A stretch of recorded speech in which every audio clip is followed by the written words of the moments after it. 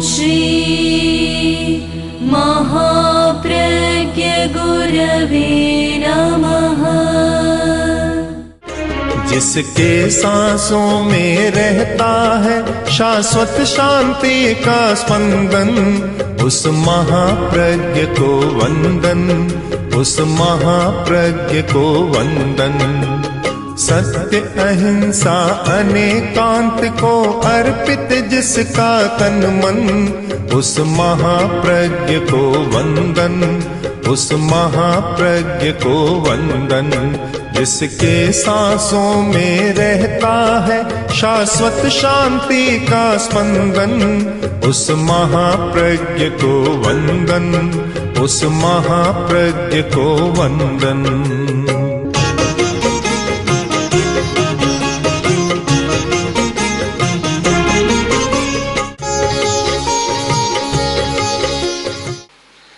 किसी से कहा कि तुम कटु वचन का प्रयोग मत करो, मीठे बोला करो, तो मैं क्या करूं, मेरी प्रकृति ऐसी है, बस बात समाप्त होगी। अब आगे कहने का कोई अवकाश ही नहीं है। मेरी प्रकृति ऐसी है, मैं क्या करूं। यह उत्तर भी यदा कदा यत्र तत्र सुनने को मिल जाता है कि करूं क्या, मेरी प्रकृति ऐसी है। ये प्रकृति की विचित्रता काफी संघर्ष पैदा करती है और पारस्परिक जीवन में कटुता भी पैदा करती है।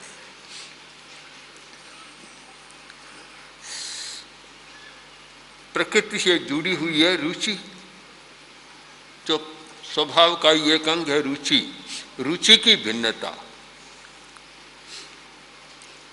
रुचियां भी अलग अलग है। मनुष्य की कितनी रुचियां हैं कहा नहीं जा सकता, और एक एक युग में भी रुचियां बदलती रहती है।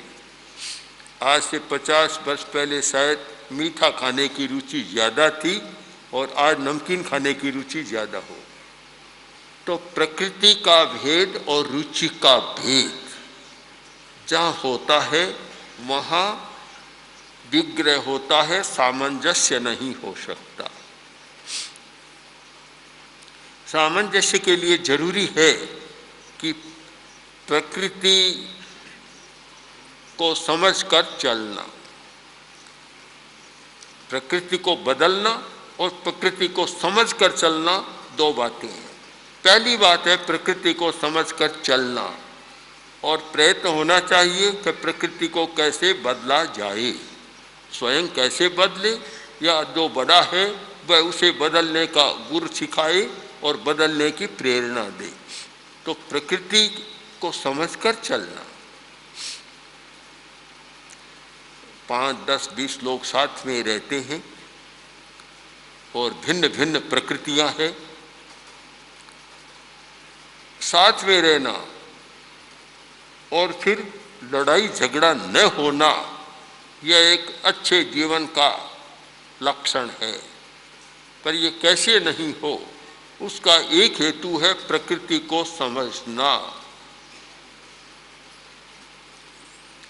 मेरी प्रकृति कुछ और है और दूसरे की प्रकृति कुछ और है, उसे समझना होगा। मौसम बदल रहा है, थोड़ी थोड़ी ठंड शुरू हो रही है। एक साधु भीतर सोता है, दूसरा बाहर सोता है। अब जो भीतर सो रहा है वह कहता बाहर सोना अच्छा नहीं, और बाहर सो रहा है वह कहता भीतर सोना अच्छा नहीं, भीतर गर्मी है, बाहर खुली हवा है।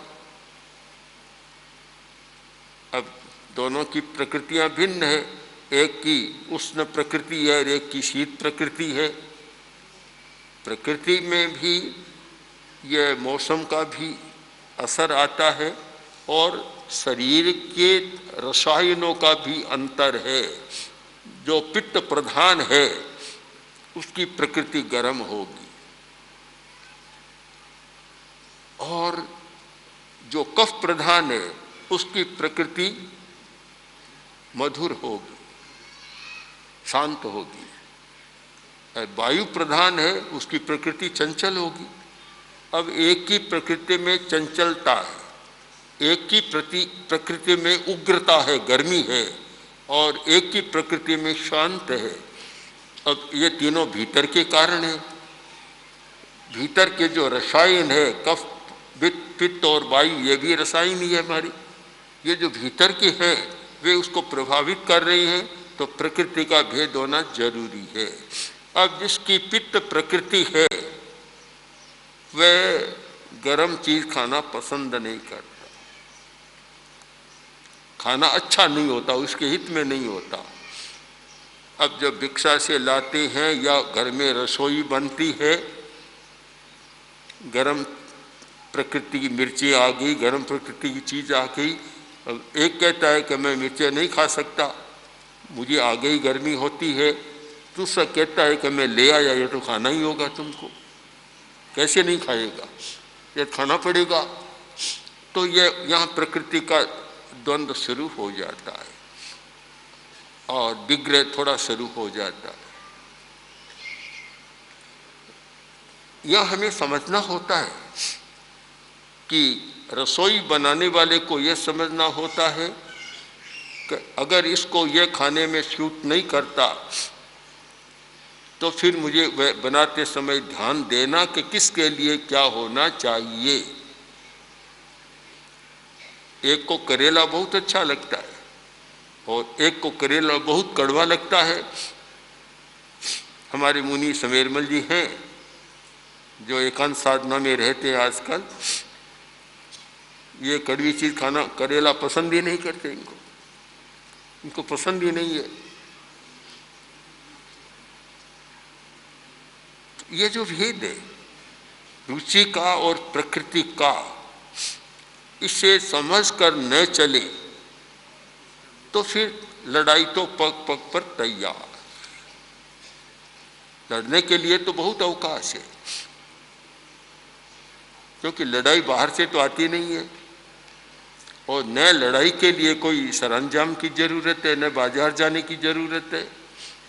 बस थोड़ा सा टेढ़ा बोला, इतने में तो लड़ाई तैयार है। सारी सामग्री अपने पास है। एक महत्वपूर्ण सूत्र है कि दूसरे की प्रकृति को समझकर काम करो, केवल अपनी प्रकृति का आग्रह मत करो, दूसरे की प्रकृति का भी ध्यान रखो तो तुम्हारा सामंजस्य हो सकेगा। और अगर दूसरे की प्रकृति का ध्यान नहीं रखोगे तो फिर सामंजस्य संभव नहीं है। समस्या पैदा होती है। अब दूसरी बात है प्रकृति को बदलने की।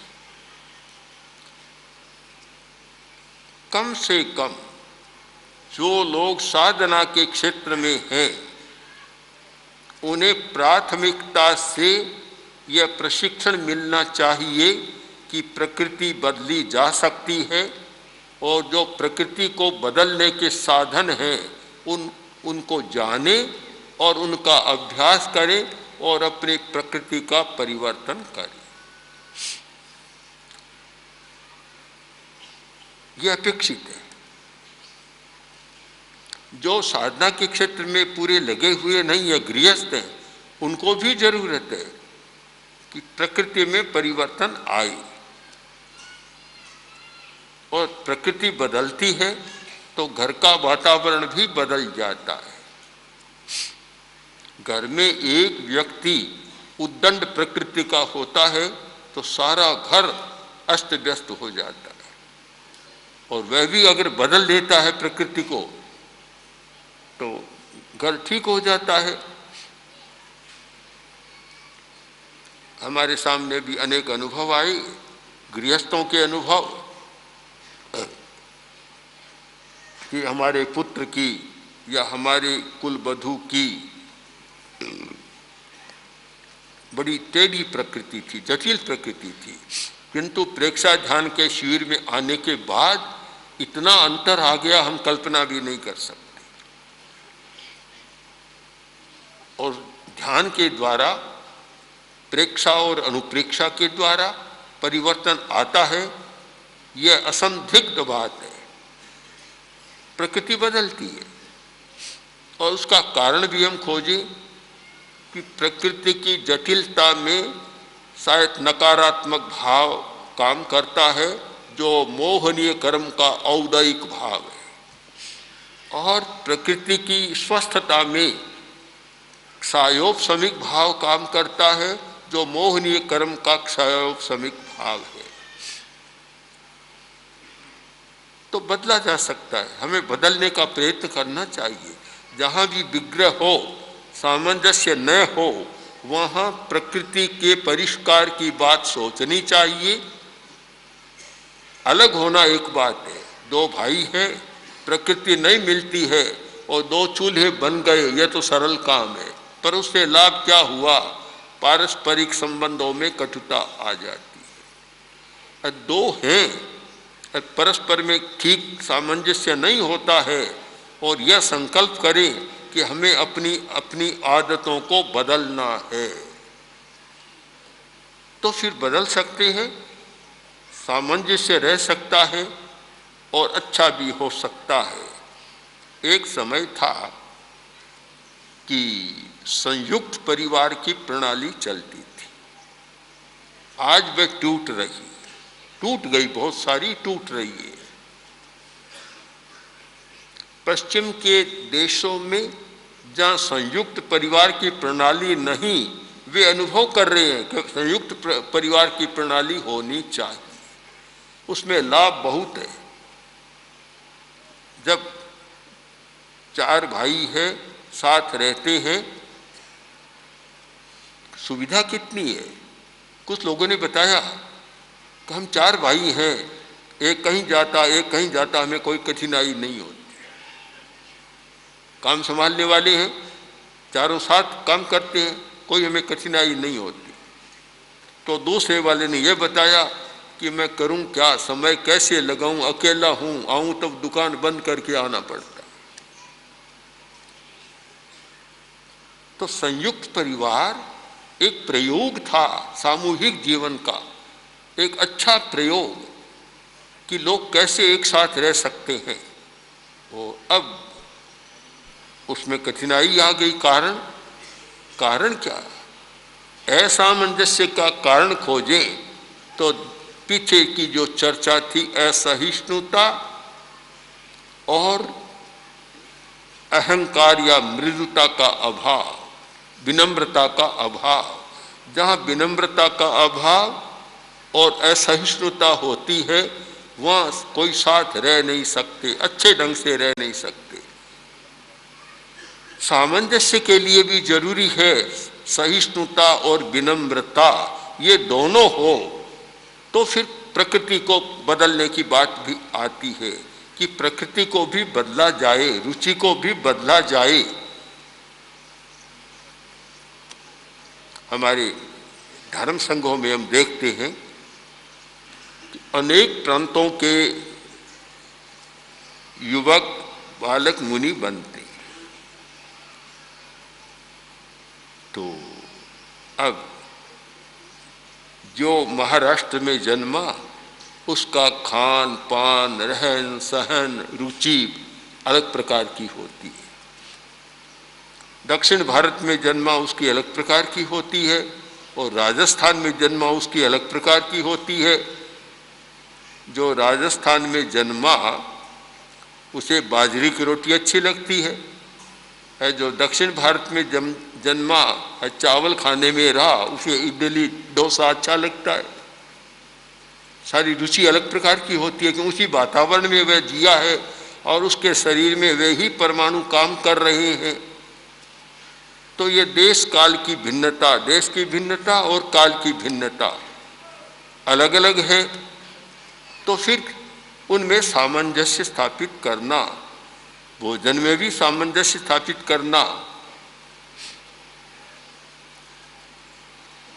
थोड़े दिन पहले एक मुनि जी से मैंने कहा था कि कोरे इडली डोसा मत खाओ, दक्षिण के लोग हैं तब मिल जाएगा, आगे गाँव में जाना है तो बाजरे की रोटी का अभ्यास करो, वो भी खाना है, उसके साथ भी जीना है। तो हम हर जगह देश काल के साथ ऐसा सामंजस्य स्थापित कर ले कि कहीं कठिनाई न हो। पूज्य कालूगणी कहते थे कि जिस गांव में जाना हो उस गांव की प्रकृति को समझ लो और उसके साथ अपनी प्रकृति को मिला लो, कोई कठिनाई नहीं होगी।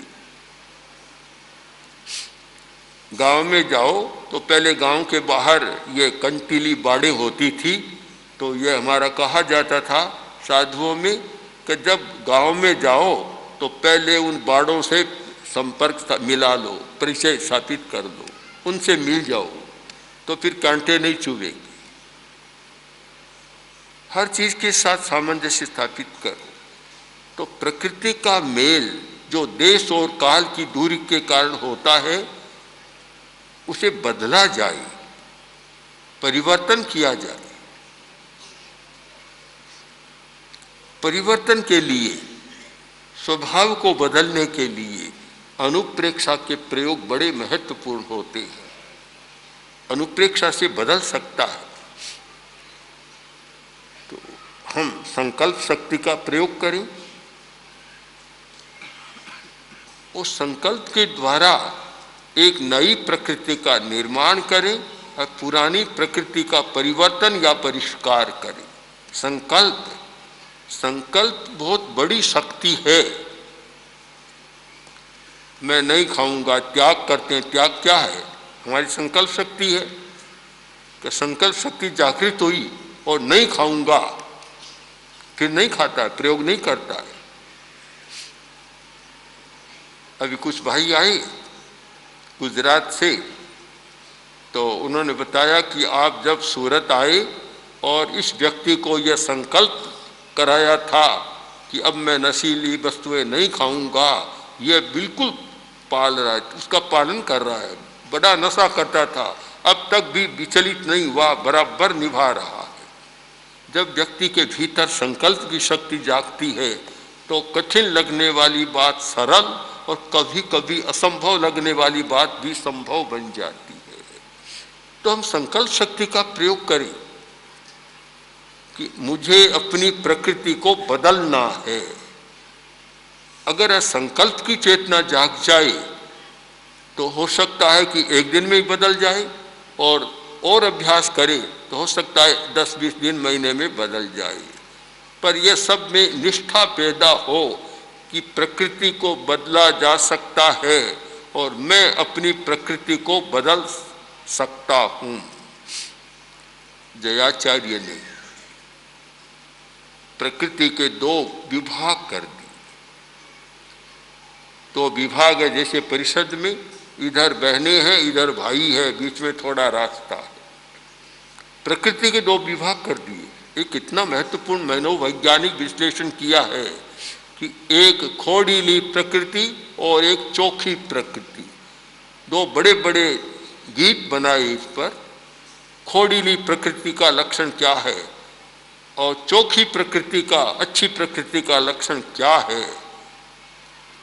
खोड़ीली क्षुद्र प्रकृति,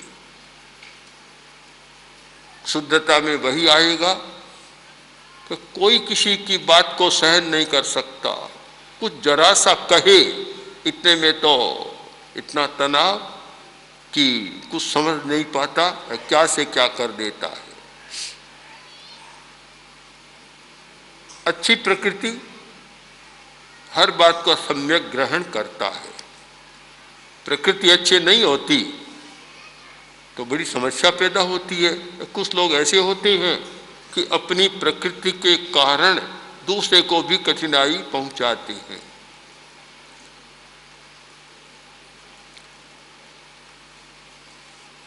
प्रकृति का परिवर्तन,